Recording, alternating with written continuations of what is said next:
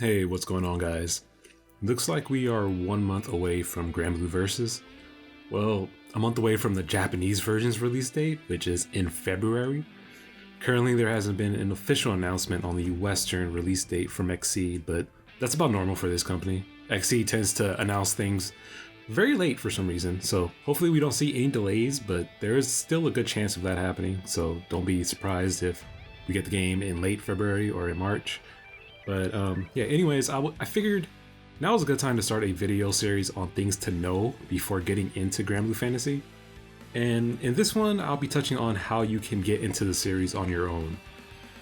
Originally, I would have said that it would be perfectly fine to get into Versus without knowledge of the browser game, but after seeing like some of the supers and the villains trailer for the game, I began to realize I was a bit wrong on that. Like Catalina's super, for example, spoiled like the end result of a character arc she was going through in the browser game for like years. And then also Zeta's super is a reference to an event story called Second Advent, in which like after she uses her strongest attack, she came out heavily damaged afterwards.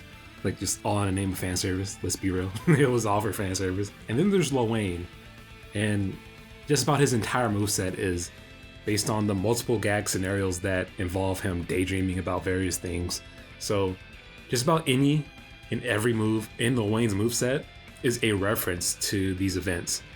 For the most part, this isn't all that big of a deal, but I would say you would get a larger appreciation for some minor things in Versus by having been acquainted with like the browser game already. So what are your options? Well, there are about three different paths that you can take for getting into Granblue. The first thing you can do is watch the anime. As of right now, the animation is available to watch for free on Crunchyroll. There's only 25 episodes at this point in time, and only 13 of those episodes have an English dub that you can watch. If you want a sneak peek on how the English voices will be like in the upcoming PS4 games, then this is a good place to look. Now, although the anime isn't very long, there are a couple of things about it that I want to warn you about. This anime directly follows the main story of Granblue Fantasy, and on top of that, it adds a few extra character details to each of the main characters in the game, all of which are considered canon as well for the most part.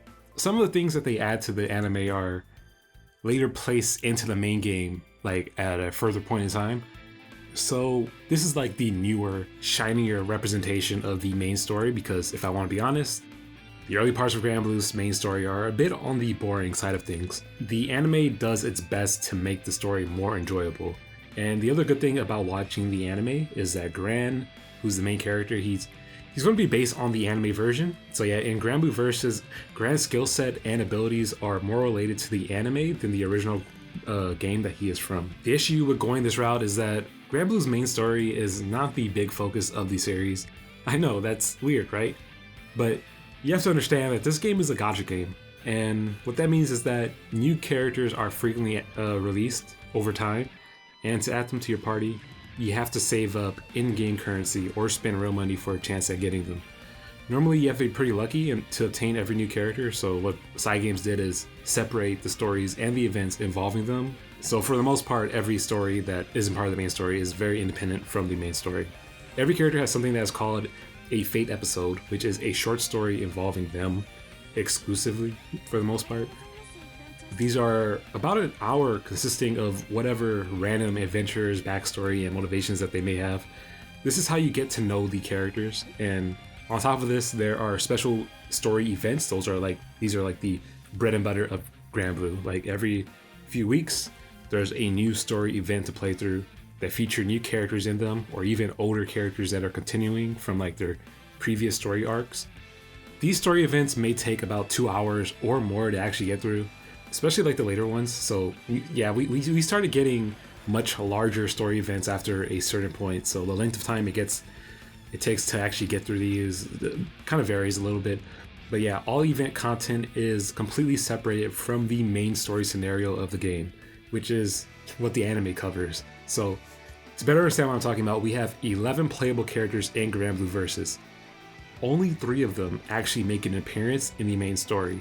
Those are Gran, Catalina, and Fairy. So on top of that, Fairy only has a short story arc in which She doesn't really appear again until quite literally almost 4 or 5 years later in real time, but she has been in special events that take place outside of the main story. This is how Granblue is structured. There's no official placement in a timeline for event stories either. You have to take everything that's happened as having taken place at like some point or whatever, but like just consider everything to have happened. That's kind of like how the story is. So some story events obviously take place later than other ones, but that information isn't really needed right now, I guess. The point is that not only are most of the popular characters not directly involved in the anime, but the same goes for the characters appearing in Versus and Relink that aren't actually popular either.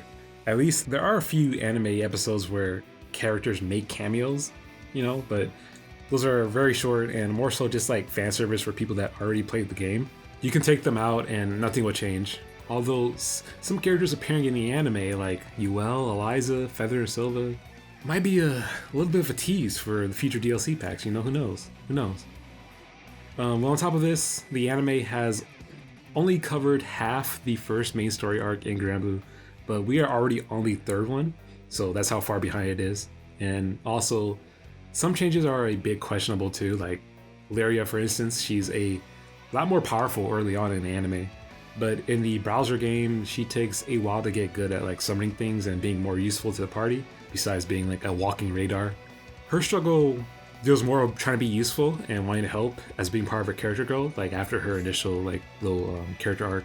This kind of gets touched on in like later event stories, especially like the anniversary ones, but she's very frequently like supporting the party in recent events now, so you know, but it was like kind of like a natural progression after previous stories had already taken place. But in the anime, she has kind of skipped that altogether and just became like a really good support character from the very start. The second way to get into Granblue would be by just using YouTube to watch some of the Granblue story, at least the first story arc, and then watching like the events and character fate episodes that are posted. Just about everything is posted on YouTube, but the issue is that all this stuff is scattered everywhere with like varying degrees of quality as well, so you know, you're not really gonna find everything you need in one spot like in order. On top of that, you won't really have the best idea on what to look up. For the most part, event stories are better watched in order of release, but you only get that experience by playing the browser game. Which leads me to the last and probably best way to get acquainted with Granblue, unfortunately, and that would be playing the browser game for yourself. Like I keep saying, it's a free-to-play browser game, which means that any device with internet, like your phone, tablet, or PC, can just go straight to the website, switch the language to English, create your own account, or like just look up how to create your own account, and then boom, you are officially playing Granblue Fantasy like on anything. You can like just play like for an hour before going to sleep, or just going to the game while watching Netflix or like Disney Plus or whatever. I don't really know like what you would actually do, but it's not difficult to play the game. Unfortunately, you can't download the special like dedicated app for the game. It's like a specific browser called Skylink that you can put on your phone or your tablet, and it's only available in Japan right now, and only will be available in Japan, unfortunately. The only way to actually get it is by downloading like an APK separately, or like using a VPN to change your location. If you do this, just know that the game is a lot easier to get into than when I started back in 2016. Like over time, this game's just gotten easier and easier to play. Rare item drop rate is a lot higher. Like I think it got buffed like multiple times for like the early bosses. Like the rare items, just the drop rate was increased many times. Players are stronger and can kill powerful bosses for you like with ease. You know, if you have one friend that plays Granblue, you can just invite them in and have them take care of a boss for you. Or just like random people would just come in and destroy your boss in like one turn. Characters are power crept as well. Like a lot of the characters are just kind of ridiculous at this point in time. So it kind of just trivializes like a lot of the main story fights and some event stuff. So you don't really need to get like your party super strong. And also your main party kind of gets excluded out of some event fights. Like sometimes they force you to use specific teams made for the event, and you're just pretty much guaranteed to win those fights. So that's what they've done to like the stories and stuff to make them more accessible to new players. Also, side stories are a feature that they added at one point. After I think like chapter 8 of the main story, you unlock them. They are just a compilation of like old story events from years ago. Some of which involve collab events like the Tales of games. They're also gonna bring back the Code Geass one and side stories. Gonna be pretty good. But don't be disappointed if every event isn't here, because you know a lot of them are kind of random on which ones that they pick. I think they're picking ones that they think are the most important. But there is enough content available that you can like just easily get caught up on stories involving just about like all the characters in Granblue Versus and Relink so far, like the ones that they've shown. Only issue with playing this is with playing the browser game is that there's almost too much content to get through. So like I'm trying to recommend like what to play, and side stories do require certain story chapters to be completed as well. So my recommendation is to just complete the entire first story arc, or as far as you can possibly get before you finally hit that wall. Like there's 73 chapters in the first story arc, so it will take quite a while to get through. However, most of what you need to unlock like the side stories and everything, by chapter 24, which is where Fairy appears, like you'll have everything unlocked by then. Besides going through like the main story a bit to get a feel for the main characters and overall like progression of Granblue, I'd recommend using the Granblue wiki, the GBF wiki, to see if a particular side story has a continuation. So like, you should play Defender's Oath to get to know the Dragon Knights. In Versus, 2 of them are playable, which are Lancelot and Percival.